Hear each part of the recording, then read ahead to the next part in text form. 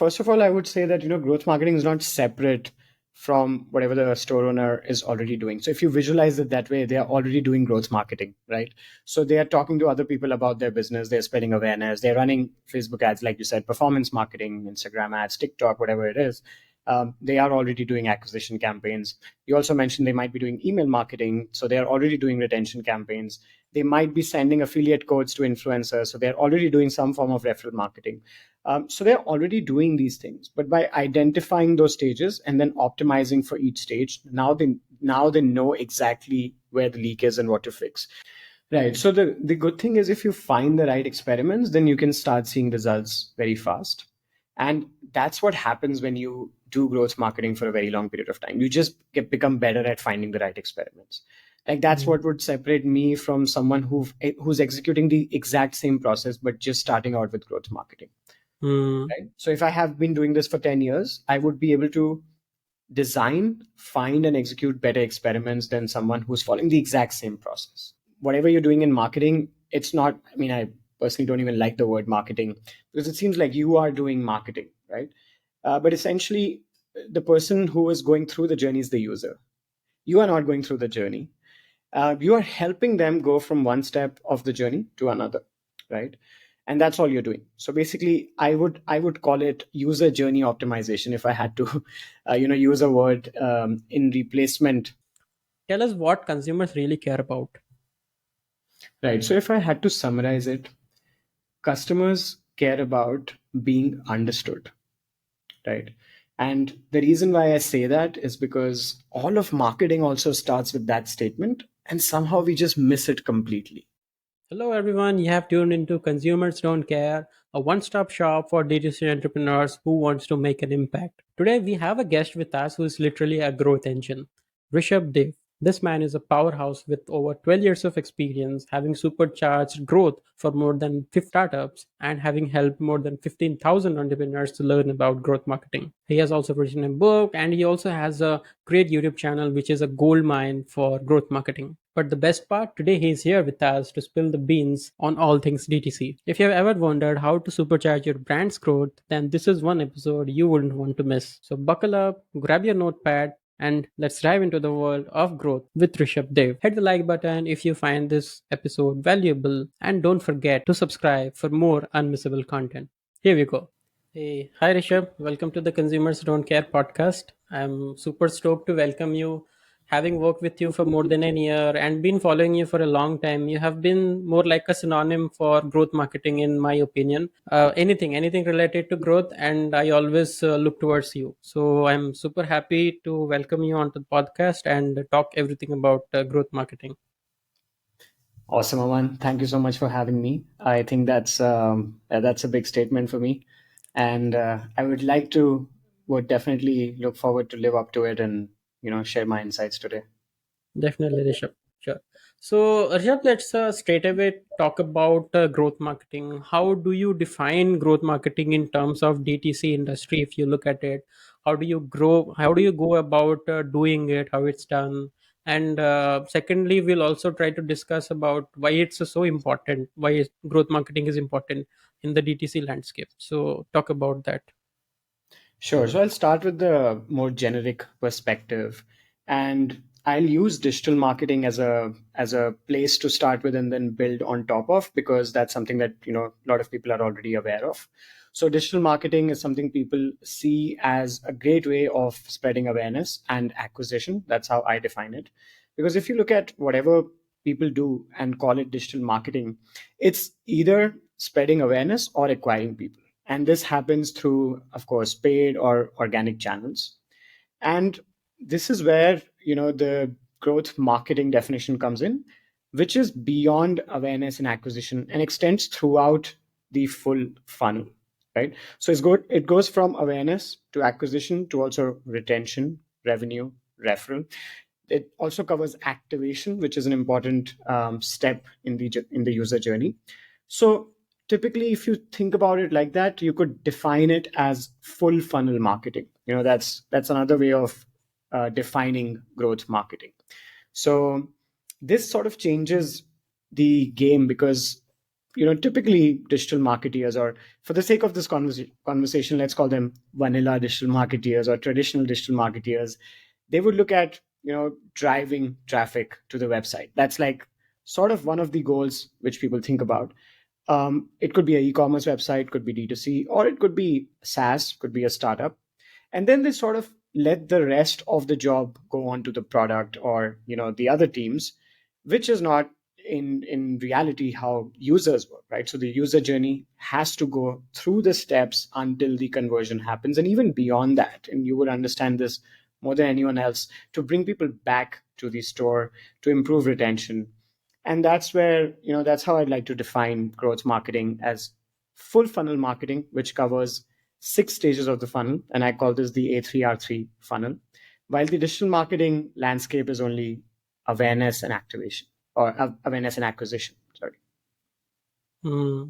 A3R3. I have heard about it quite a lot of times from you and from people who attended your workshop. So I'd also want you to just like elaborate it a bit so our audience can understand what is it. Sure. So, for people who are hearing this term for the first time, the full funnel approach refers to the A3R3 funnel. So, it starts with awareness. So, you want to make people know that your solution exists. And sometimes they may not even be aware of the problem itself. So, you have to make them aware about the problem, and then the solution, and then your solution, right? So, that all is in the awareness phase. And then there's acquisition, which is where most of the game in digital marketing already happens, right? You're running these paid campaigns, you're doing SEO, you're doing influencer marketing to find new customers. So that's all your acquisition. But beyond acquisition is activation, right? This is the first time you go on a mobile app. Let's say you are acquired, but are you activated, right? Let's say you create a Twitter account and you just sign up for a profile. And then after 1 or 2 years, you realize Twitter is the next big thing. I should go back to Twitter. So you were acquired, but you were not activated, right? So activation means Twitter asks you to follow 3 people, make a tweet, fill in your bio, then you are activated, right? So that's the next stage in the funnel. Once you're activated, then you are the kind of user who can generate revenue, can be retained for a long period of time. And if you're happy, you can also refer other people. And those are the 3 R's of the funnel, right? So revenue, retention, and referral are the 3 R's. And revenue and retention can be switched. So sometimes, if you look at D2C e-commerce, for example, the customer might place the first order. So you get the revenue first, and then you might send an email campaign, get them to come back and place a second order. So then you're retaining the customer. But in case of Twitter, for example, you might be retained first and retained well enough to see sponsored ads and click on those and then generate revenue. So those 2 stages, the order can be flipped. And eventually, the happy customers can be the referrals, right? So they can invite other people to try out the product or service. Right. And like, is it like when you're kind of doing growth marketing for any DTC brand? So is it like you focus on a particular stage of this A3R3, or like do you consider it as a whole? And depending on the stage where the business is in, you focus on different aspects of this entire funnel that you spoke about. Right. So there are, different approaches depending on what stage you are yourself in. So, for example, if your specialization is, in a particular channel, you might want to focus on that particular aspect. But the first thing that you do, the fundamental audit that you do for any D2C brand, you have to see the full funnel, because you don't know where the leak is, right? Maybe they're running pretty good ad campaigns. Maybe their first orders are coming in. Let's say, on an average, if a person places only one order on your store, then maybe it's not acquisition which is the problem. Maybe it's retention, right? So you need to look at where the leak is and then solve for that. So I would say start with a full funnel audit and then figure out which stages can be improved and where are the leaks. And that's where you get into the specific stages of the funnel. Hmm. Also, Rishabh, why do you think growth marketing? So like every DTC brand, for example, I am a DTC brand founder, so I'm doing a lot of activities, be it email marketing. I'm also doing performance marketing, and for each of these stuff I have someone who is dedicatedly working on these platforms. He's doing performance marketing, he's doing so and so. So why do you think growth marketing as a thing? So other than performance, other than retention, all of that, growth marketing as one aspect of marketing, why is it very important if like you consider in terms of any DTC store? Sure. So first of all, I would say that growth marketing is not separate from whatever the store owner is already doing. So if you visualize it that way, they are already doing growth marketing, right? So they are talking to other people about their business. They're spreading awareness. They're running Facebook ads, like you said, performance marketing, Instagram ads, TikTok, whatever it is. They are already doing acquisition campaigns. You also mentioned they might be doing email marketing, so they are already doing retention campaigns. They might be sending affiliate codes to influencers, so they're already doing some form of referral marketing. So they're already doing these things, but by identifying those stages and then optimizing for each stage, now they know exactly where the leak is and what to fix. So it's sort of like the umbrella of all of these. But to give you an example, a lot of e-commerce stores, like you said, might be doing a lot of these things, but maybe completely ignoring CRO, right? So just by focusing on CRO, and I often give this example. If you take your conversion rate of your store from 1% to 2%, you're doubling your return on investment across the board, right? Not just for your Facebook ads or Instagram ads or Google ads. So if you know where the leak is, by identifying these stages, you can then figure out experiments to fix those leaks. And the experimentation is where, growth marketing actually shines compared to digital marketing, because I've seen digital marketeers who run campaigns for a very long period of time just to figure out it's not working, right? Or there could be a small leak that could have just optimized the entire performance of the campaigns, which is why growth marketing is something that I personally, tend towards, because the experimentations are rapid, they are fast, they are lean, they are agile. You learn quickly, you implement those learnings, and you reduce a lot of waste on the way. That's very interesting. So, would you say the A3R3 approach is something which, which is the only thing that you should focus on, and it is kind of a like it gives you a great good direction where your efforts of be it growth marketing or your entire efforts as you put as a company should focus on. Right. So what happens is, if you're covering this, you're basically covering the entire customer journey. So A3R3 is not a brand thing, right? It's not a business thing. It's a user thing, right? And I always say, whatever you're doing in marketing, it's not. I mean, I personally don't even like the word marketing, because it seems like you are doing marketing, right? But essentially, the person who is going through the journey is the user. You are not going through the journey. You are helping them go from one step of the journey to another, right? And that's all you're doing. So basically, I would call it user journey optimization, if I had to use a word in replacement. That's a good way to define. So, in terms of everything else is pretty much clear. Be it awareness. Awareness is letting people know about your brand. Second is acquiring. So, acquiring customers. Activation. So, is activation letting people know how to use your products in terms of, especially when we talk about DTC. So, I have seen some brands who sell some nutritional products. So, but they don't really communicate about how to use or why to use, when to use, how do you use it so you get the maximum benefits out of the product. So is that the activation stage? That's a very good question, because activation is the most confusing stage of the growth marketing funnel. And that's because it's defined by the business. So, and a business could define a weak activation or a strong activation, depending on what journey they themselves are in, right? So, and activation is typically better explained from a startup perspective or a mobile app perspective or a SaaS perspective. So, let me take an example from there and then I'll translate it to e-commerce. But essentially, if Twitter was to define their activation as someone who uploads a profile picture, right? Not just sign up for a profile, but also upload or change their profile picture or fill in a profile bio. That could be a slightly weaker definition of activation, but they can be completely free to define it that way.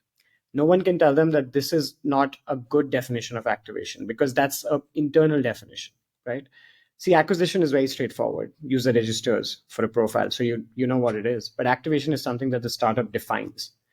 However, the reason why they define a stronger activation, which is that you follow at least 5 people, you make at least one tweet, they could go deeper than that, is because those are the people who are more likely to be retained, right?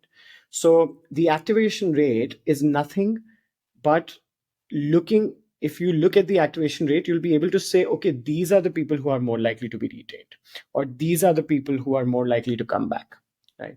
So Now you translate this example to a simple feature, which is add to wish list, right? Maybe a person is not ready to buy. Where do you place this person on the conversion journey if they come and add to wish list, right? Are they've already filled in their email address, they've got the 10% newsletter, they clicked on one of the products from the welcome email, and they added a product to wish list, but they haven't added anything to cart. So they have not been converted to revenue yet. However, they have been acquired in the sense that they have filled in their email address.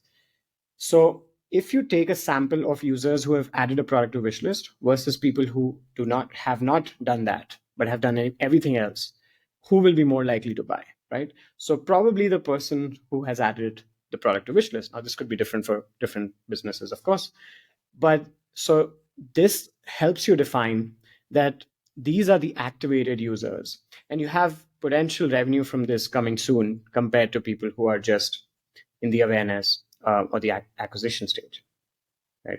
Hmm. That's interesting. So, like, I understood add to wish list. So, could there be any other activation goal for any DTC e-commerce brand other than adding to wish list? Just name some if you have in mind. Right. I also define activation by people who have opened the welcome flow, right? So versus people who have signed up but not opened it, right? So they have not been activated. If they've opened, some businesses I know can also define it by the number of emails they've opened in the welcome flow, because they are closer to the next stage of the funnel, right? So there are, like I said, various ways. If someone has not signed up for the abundant for the welcome flow but directly added a product to cart, now they're in the abundant cart flow. If you had to give an idea to a business owner or a growth manager or a growth lead or e-commerce head, for example, of how many people are more likely to buy from you, you'd rather pick that segment versus picking people who are just coming in on the website and browsing through the products, right?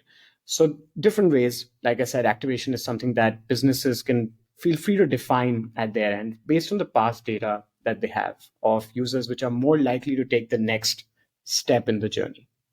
Hmm. That's interesting. So yeah, you've already spoke about experiments, and I think that is really the most interesting thing and fun to do thing in growth marketing, like the entire thing that you do. So if you are someone who is just starting out, you want to like try some experiments. How do you define what to do? And so what's the process? Do you have a template or something that goes through your mind based on which you decide ki, okay, these are the three experiments I'm going to do. I'm not going to do 50 of other experiments, but I'm focusing on these three things. Right. So while I do have a very formal framework, which is called the SPICE score that I assign to all of the ideas that I have, um, I'm going to first try to explain it in a slightly more beginner friendly manner.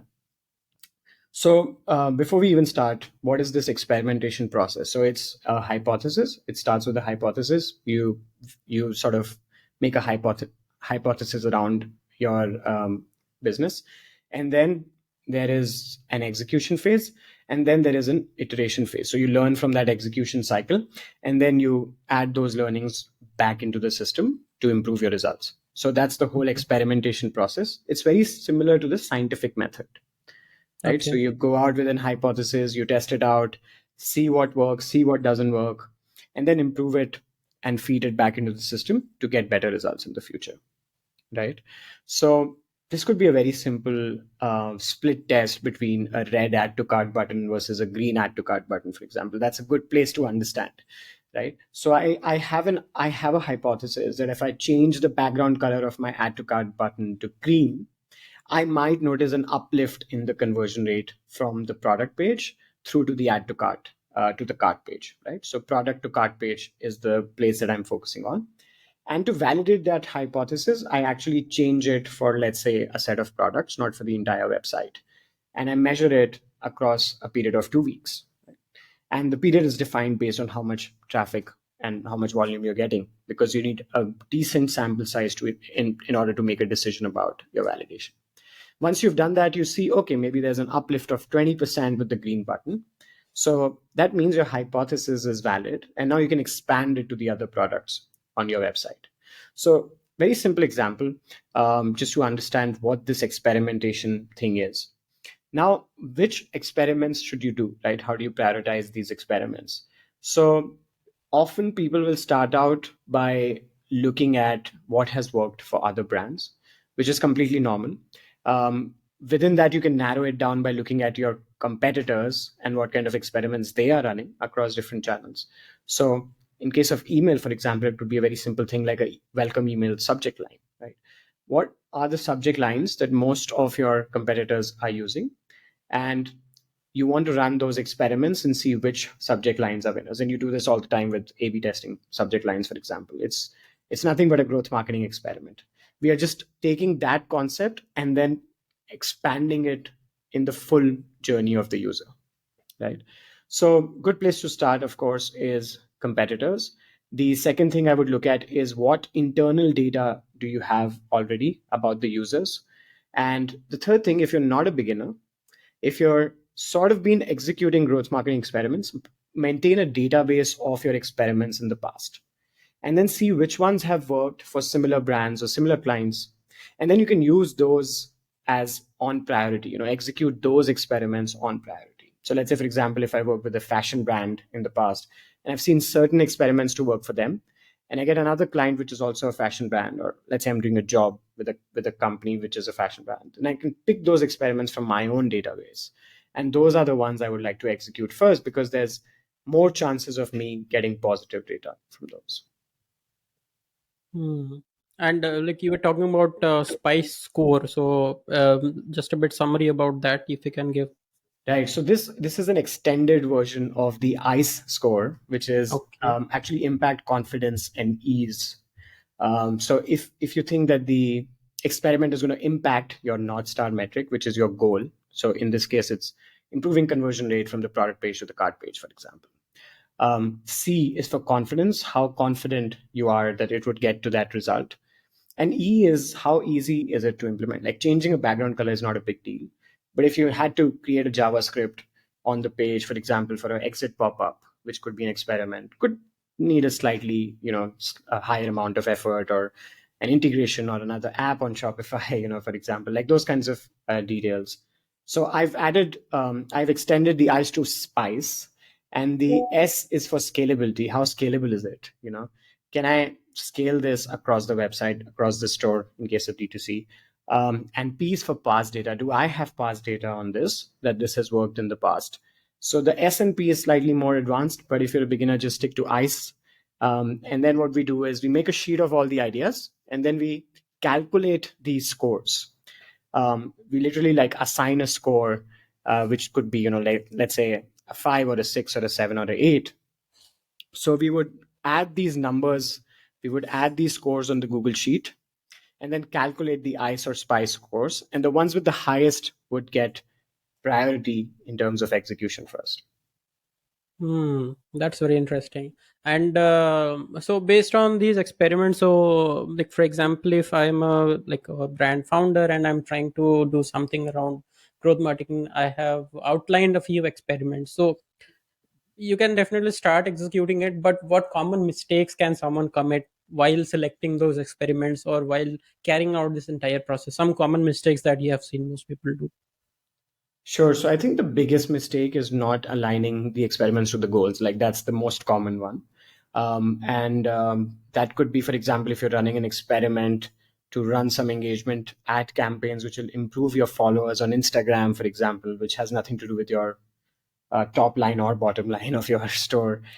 So that's like the beginner mistake. Like many entrepreneurs chase vanity, which is the truth of e-commerce specifically, and they want to show the numbers. They want to have, followers are great, but if they're not converting, then it doesn't make any sense. You've heard stories of influencers with millions of followers who could not sell a few products from their store. On the other side, you have stores selling millions of dollars who don't have enough followers on their social media. So there's all kinds of examples to show that people are not able to map the experiments to the goals that they have. That's sort of the biggest one I've seen in actually designing the experiments. And then in execution, it's mostly how they sprint, right? So we call these sprints, where what we do is we have weekly sprints. So we would run the experiments in weeks, which means we only measure data at the end of the week. So we let it run. Sometimes people stop too early. Sometimes they stop too late, right? So by the time you can incorporate the learnings and improve, it's too late. So you do it in weekly sprints, and then you do it in 6 week cycles. So let's say, for example, I actually go ahead and do a split test on a subject line. I do it for a week. I see if I have enough data. If there is enough data, I would change some element and then do it for another week. And I would test this for somewhere around 6 weeks before I can, switch to a new experiment or turn off the experiment totally. Or if it really works, I would switch to the winner, right? So whatever the winner is, and then do a different experiment. Maybe this time I would experiment on the content and improve click rate instead of focusing on the open rate, which may or may not be accurate given the current situation. So those are like the biggest mistakes, Also, aligning. could it be a nuanced mistake? Like when you look at it from the top, it looks nuanced, but the impact could be quite big. So, for example, if you are doing that experiment that you said, that let's change the color of the add to cart button, and instead of tracking the add to cart to checkout page conversions, you are tracking the entire website's conversion rate. So just tracking what you are doing with the experiment, or like having the wrong KPI, that could also be something like many beginners might be doing as a mistake. Right. So if you're looking at look at customers going from one page to another, right? So if you were to map, you start with a landing page, which in case of D2C is the product page. You want people to land on your product page. You don't want them to land on your home page, right? Or a collection page in most cases. There are experiments and there are situations where that works better, especially when you're running a big sale or a site-wide discount, for example. But when people land there, then the next step they do is add to cart. So you're only running an experiment from product to cart page, and that's the only conversion rate that you're measuring, as you rightly said. Then from the cart page, you want to take them to the checkout page. So what are you doing on the cart page? That's one part of the experiment that you can do. And then even within the checkout, you have your shipping payment and so forth. So what experiments can you run on the shipping page? And the beauty about all this, especially with e-commerce, is that you could be running an experiment on each page in parallel, and that's completely fine.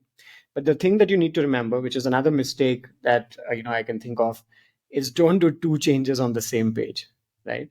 So if you change the add to cart button to green, but you also add product videos instead of product images, for example, to experiment, then you don't know what worked. Yeah. So change one thing on one step of the user journey at a time. And it can also be like, yeah, I have so many ideas of doing experiments. Why to waste time and wait for each stat to arrive, and just like, why not start 4 experiments at once in one page? Right. So getting too aggressive with experimentation, right? Yeah. That's another one. So this sums up like how it's a such a gradual process, and it's not like I will start growth marketing today and I'll end up this month with certain percentage, or like I'll just change everything in my website and go to a certain growth stage. But I think it's a very much a gradual process from what you say. Right. So the good thing is if you find the right experiments, then you can start seeing results very fast. And that's what happens when you do growth marketing for a very long period of time. You just become better at finding the right experiments. Like that's Mm. what would separate me from someone who's executing the exact same process but just starting out with growth marketing. Mm. Right. So if I have been doing this for 10 years, I would be able to design, find, and execute better experiments than someone who's following the exact same process, right? And in that sense, is actually pretty fast because these sprints, as you see, are weekly sprints compared to, for example, if you were to do SEO, you know, there could be 3 month sprints. We wouldn't even be calling them sprints in that case. But that's how fast you can get results if you are able to find the winner experiments early on in the journey. And do you remember any of such experiment that you have done, maybe with an e-commerce store that you have worked with? So an experiment that you were really believing that this is going to be big. The insights I'm going to get is will be great, but it failed miserably. So do you remember any such instance that you can share with us? Sure, sure. So there's one where we actually, there is an amazing thing that Amazon does where they try to improve your average order value by showing you frequently bought together products, and that's a pretty good experiment. However, the experiment does what? It improves your average order value. but it also does something else. It may limit your conversion rate, right? Mm. So we did that experiment. It went really well, but we realized our goal was to improve conversion rate, not AOV, right? So the same mistake that I was talking about earlier, that you did not map the experiment to the goals. So often, I often talk about this, CRO and AOV have sometimes an inverse relationship with each other. You're often trying to optimize for conversion rate and you find that the AOV goes down. It's not always the case, but in many times, you're often trying to improve the average order value and the conversion rate goes down. Now imagine when you want to improve AOV, you obviously want to show people more than a single product. You want to give them more choices. But in that choice, we took the user to something called choice fatigue or decision fatigue, where they could not even make a decision about the first product that they intended to buy, right? Which led to a dip in conversion rate. However, it did improve the AOV. So in some sense, we balanced it out because eventually it's the multiplier effect. But yeah, it was a failed experiment in my opinion because we did not improve the North Star goal that we were looking at, which was the conversion rate. Mm. That's really interesting. And yeah, I remember one such experiment that we did with the client that we both worked with. So yeah, that was an interesting insight you said.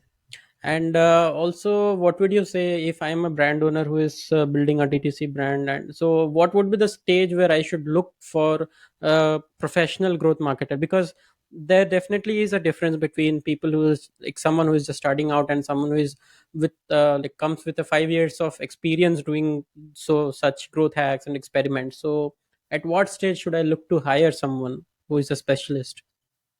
Right. So it's actually a very simple answer. So e-commerce stores themselves initially are in the acquisition phase.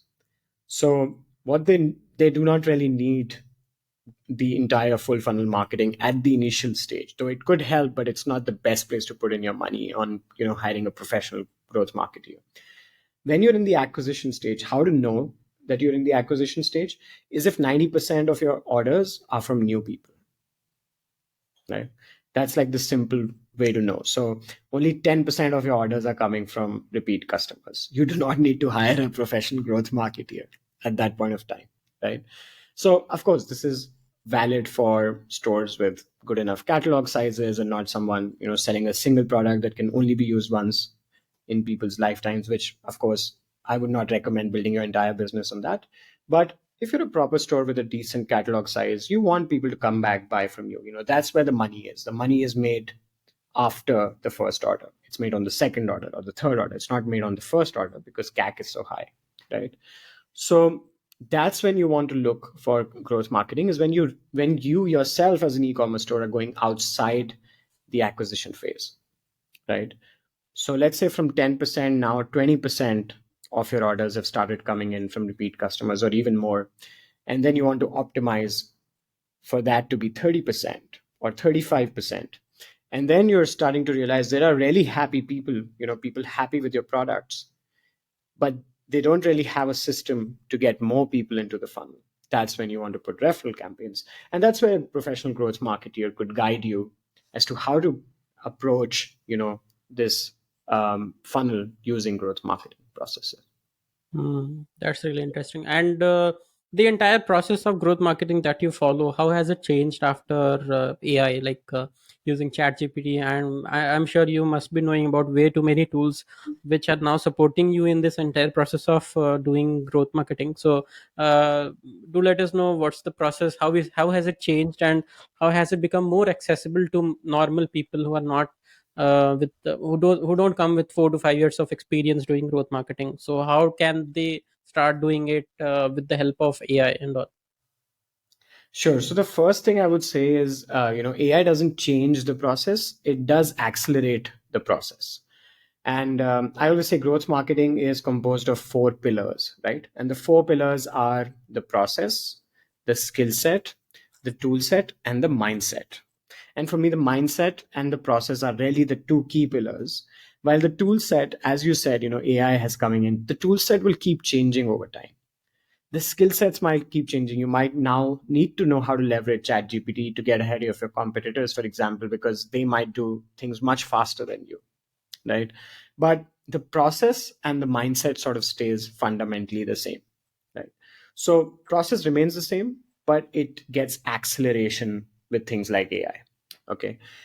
So when we talk about process, before we even get to the AI part, we'll have to discuss like the steps of the process, right? So there's a research phase, even before you generate ideas. Then there's ideation phase.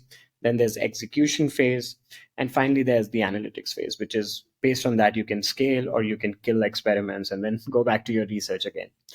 So a lot of that research, which was being done with interview questionnaires, getting answers from startup founders or using tools, simple things like Facebook ad library or SEMrush or SimilarWeb, those things are much faster with AI, right? Execution has again accelerated because you can use AI as a form of leverage for creating content, for running experiments, even ideas for the experiments that you can run can be generated with the help of ChatGPT and other tools. Right. I would, however, recommend to go for specialized tools for different things that you do. If you're not already pretty good at writing prompts, then that's like a good approach. But if you really want to optimize your journey, then you better get good at writing the prompts itself, right? Mhm. Because in that case, you have a world of opportunities, right? So process remains the same. It gets acceleration. I see AI as a form of leverage, right? So just like you would hire one more person in your team to accelerate things, you have this one more tool that can accelerate things. So it's the same result. It's not that you will be able to do something that you were not able to do in the past. It's just that you'll probably get to doing it because you have the support of AI, and you'll be able to do it faster. You'll just get to the destination faster. Hmm. I think the leverage ordinary people. So, for example, someone like I keep doing performance marketing for some time, but growth marketing is not really my thing. Like I don't know how to brainstorm different activities. So within my expertise, I can. For example, I'm doing email, so I know what to test within that. But if I have to do something along with like on the scale of the entire business, then I think AI like gives you a lot of leverage in terms of what to experiment. So brainstorming is one thing, and also the access to past data after like GPT-4, the access to past data, what has been working for other brands in that industry, that is something which is like it's incredible right now. Right. You mentioned brainstorming, which is pretty something which I also do a lot. And typically, just go into ChatGPT and type in act as my brainstorming partner, let's work on this together. These are the ideas that I have, pitch in your ideas. And then you're basically having a conversation, but you're getting instant responses. That's the first thing. Plus, you're getting valid responses. So that really helps, But I think on the second point, it's also important to realize that eventually the only data that you can trust is your data. And the reason why I say that is because you can get good ideas from what's worked with other brands or stores or startups, but it may not work for you. Just accept that it may not work for you. Sometimes what happens is the same growth hack that has worked for you, for your business, may not even work for you again if you try it again. So so it's hard to say that what's worked for someone who's very, very similar to you will also work for you. So that's a good place to start. I would still build on top of that with your own past data, with your own I scores, with your own um, you know also your own intuition about what works with your audience. But that's like a classical example that I say, and this is something that a lot of startups that I've worked with have reported to me, that some things that worked for them in the past do not work for them anymore, right? So take some inspiration from that. And I think you'll be able to find it in your business as well, or the clients that we've worked with together as well. What's worked for your own business in the past may not work for your business today if you try. Yeah, because a lot of things change at the time, how people are shopping. Like just if we take the example of pandemic. So before pandemic, how businesses used to operate has now changed quite a lot. How they are operating after pandemic, because preferences of customers have changed a lot. Habits have changed a lot. Spending habits have changed a lot. That's a very valid point, actually. Cool. So yeah, now we've spoken enough about growth marketing. Let's dive into DTC industry as a whole. And so you have seen the entire landscape change a lot over the years. You've been in this field from long time. You have worked with plenty of brands in the DTC space as well. So if you could pinpoint any specific changes or shifts in the last couple of years that brand owners should be really careful about, and they should give it a due importance. Right.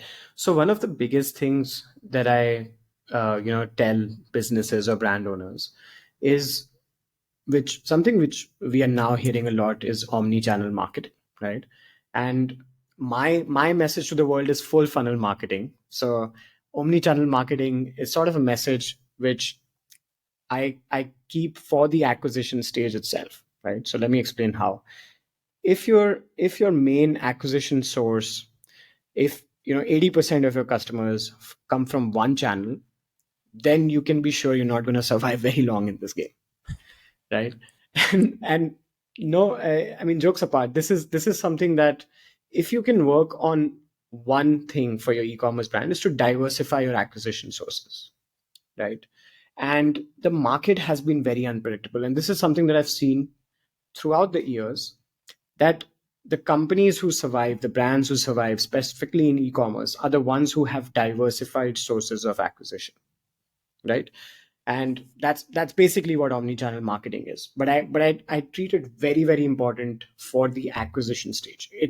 It holds secondary importance for me for the retention, referral, and other stages, but for the acquisition stage, it's the most important. Yeah. And right from things that you cannot control, like ad accounts getting banned and blocked, like these are practical things that happen to people, right? Or getting scammed or getting hacked, right from there to just the algorithm changes, right? From there to there, there's basically so many factors there that you cannot control, right?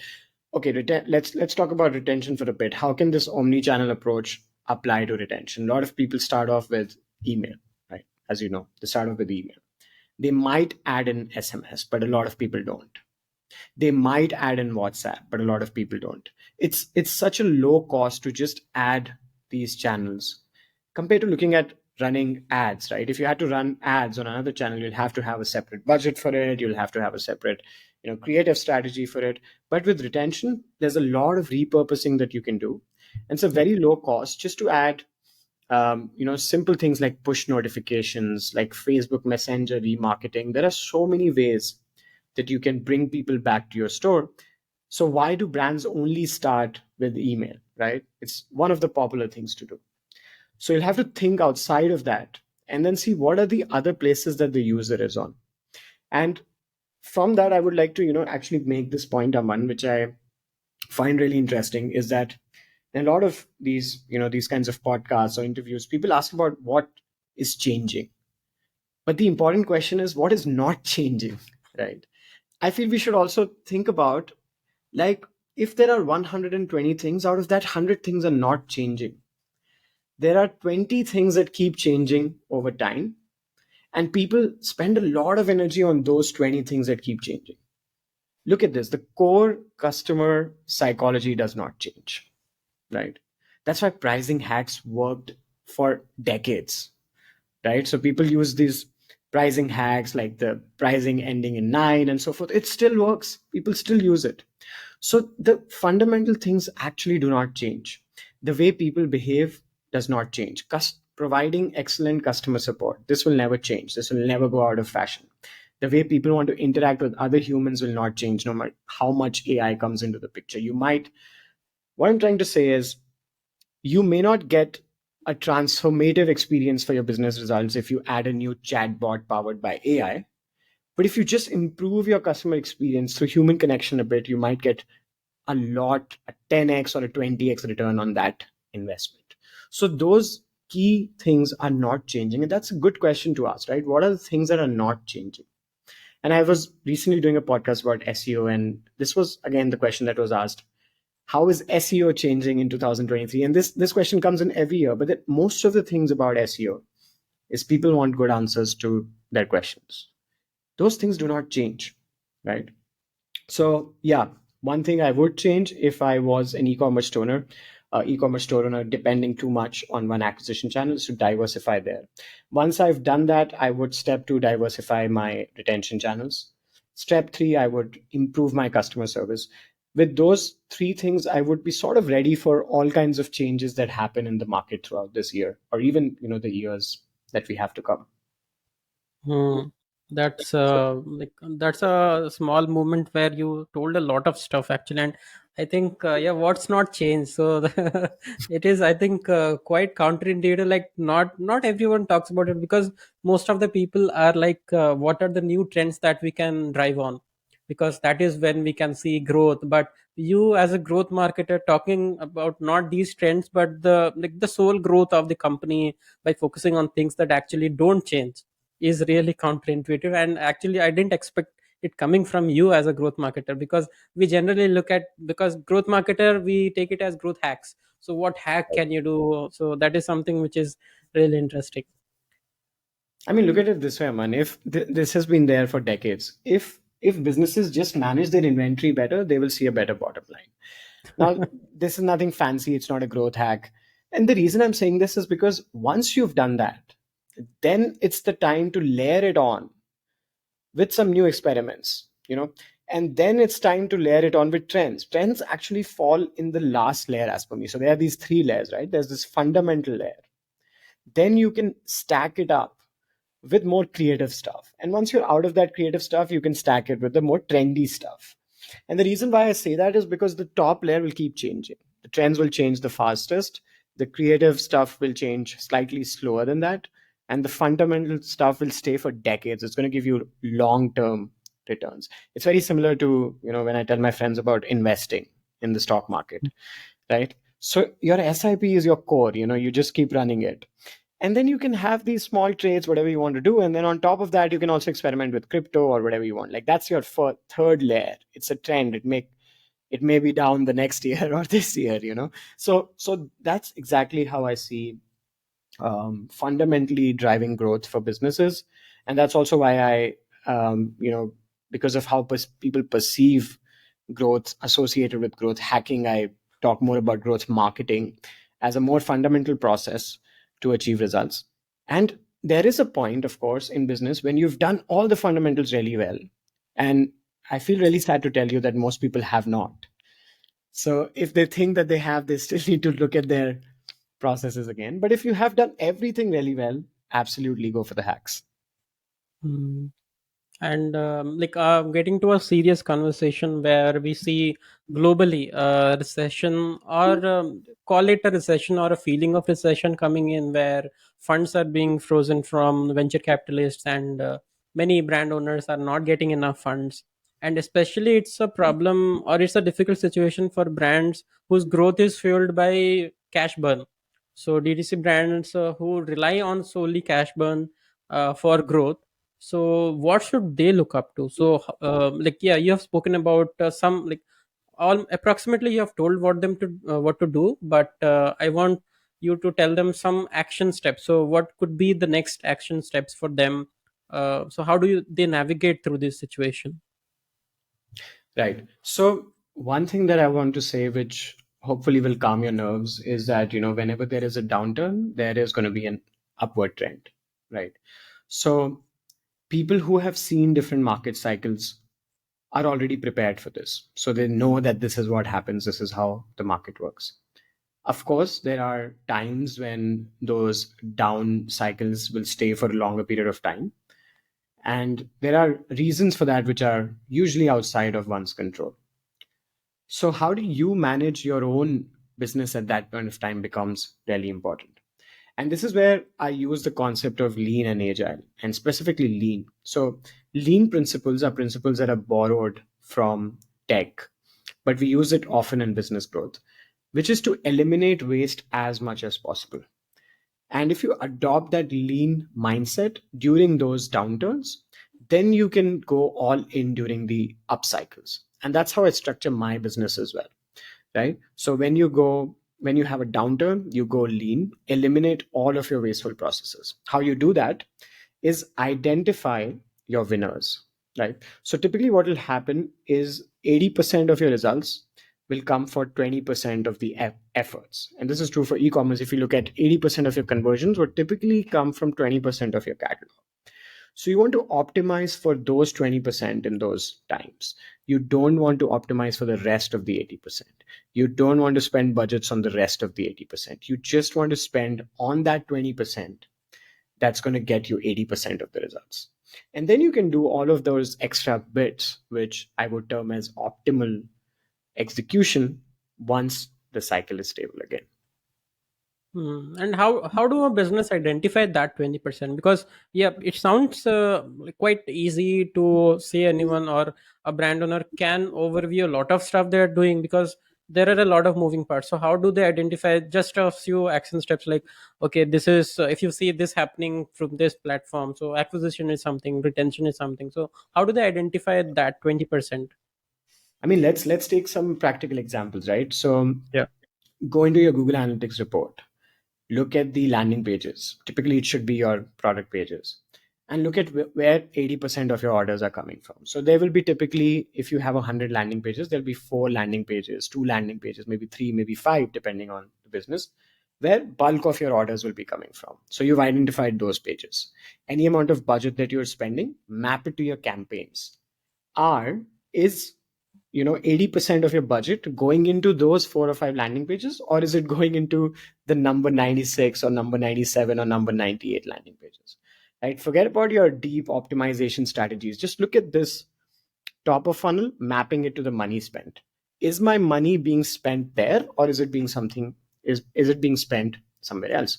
Let's talk about inventory for a bit. Right, are you hoarding product inventory of that 97th or 98th product, and you don't have enough in stock for your first, second, third, or fourth product? Right, optimize for that. Acquisition. If if most of your if most of your sales are coming from 2 or 3 platforms, and you're spending most of your money on experiments in the sixth or seventh platform, and I'm using my own term experiments here, is that the right place to spend specifically in given this situation? Right, those are the ways that you can identify this. With email marketing, I'll take that example as well. Right, there is usually one flow which gets a lot of sales. Right, am I optimizing that, or I'm running experiment on a birthday flow or anniversary flow? That could be things that you want to do at certain point of time, but you can eliminate a lot of waste. You can eliminate a lot of resources. You can even eliminate people in that situation, and it's an absolutely okay thing to do. Right, Yeah. so eliminating waste from all of these places adds up together. People just don't realize how powerful it is, because it seems like a small elimination when you just look at one thing. But when you add up all of this together, you Mhm. realize you're running the same results more or less with a very lean machine. Yeah, and Right. it's similar to handling your personal finance, I guess. Like if you have less money to spend, then just cut out like unnecessary expenses. You'll have enough money. Exactly. The best way to get rich is to need less. Right. Correct. And yeah, one last technical question about e-commerce. So like now we are seeing performance marketing being automated to a lot of extent. Advantage plus campaigns, performance max campaigns on Google, and like the entire ecosystem, how these platforms are like doing hand holding for entrepreneurs and helping them doing performance marketing. So now, as this was one thing which actually differentiated. So this is a brand which is growing fast. That might be because they are doing performance marketing way better than you, but this is, I don't think this would be the case 1 year or 2 years going down the line. So as this is getting automated, it is becoming a more like plain field. Do you think having a good organic presence on social media, having a good brand overall, so that would matter a lot? And what's your opinion on that? Right. I think things that should have mattered will matter more. So, so what I mean is, as marketeers, we often worry about these things, but actually, that is how it should have been. Right. If I start a business, let's say I sell shoes, for example, why should I not get be able to sell my shoes online if there is a person who needs that shoes? Why do I have to go through someone who will do bid optimization and crazy stuff to actually sell my shoes to someone who needs my shoes? It's just as simple as that, right? Why do I have to go through that? Why do I have to hire an agency? Like, I run an agency, but I'm still saying this. Ideally, if I was to make a very good shoe, I would like that shoe to get to people who need that shoe. It's as simple as that.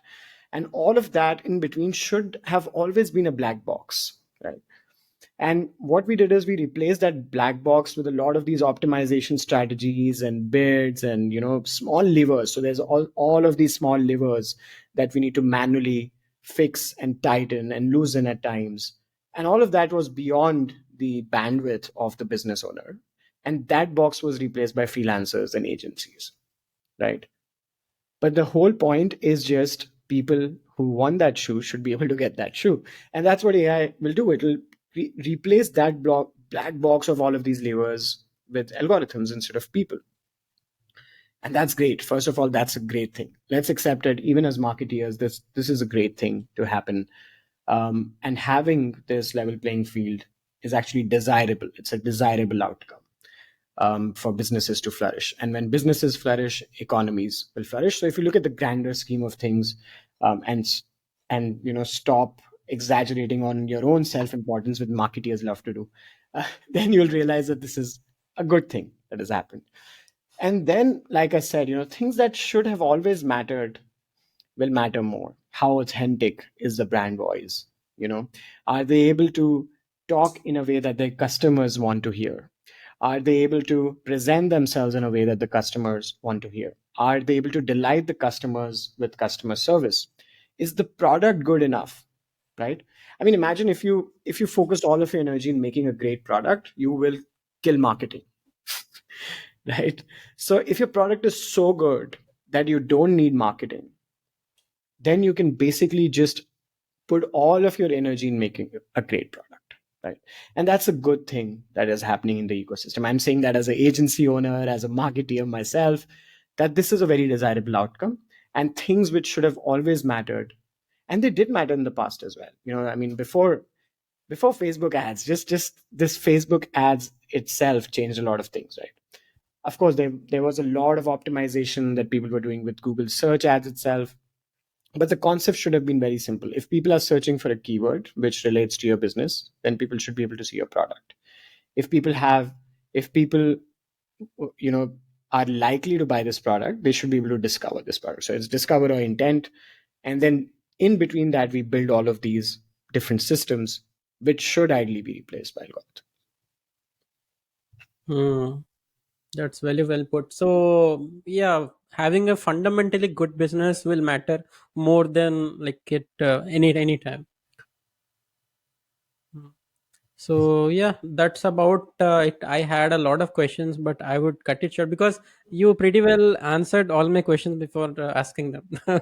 That's great to know. That's great to know. There's always And yeah, and for anyone who's watching this, all the answers that Rishabh had like has a sense of laziness, or you call it long term thinking and everything. And I think it comes a lot from his lifestyle. Like he's a very disciplined guy, and like one of the most disciplined guy I have met in last some time.